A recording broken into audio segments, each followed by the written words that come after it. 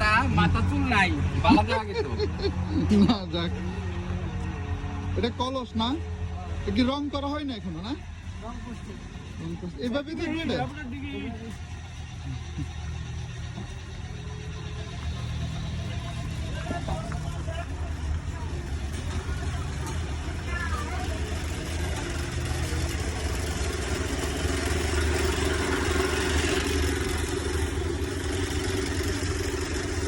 এই যে দেখতে পাচ্ছেন, এগুলো সবই মাটি দিয়ে বানানো, মাটি শুকিয়ে মাটি পুড়িয়ে এই সুন্দর সুন্দর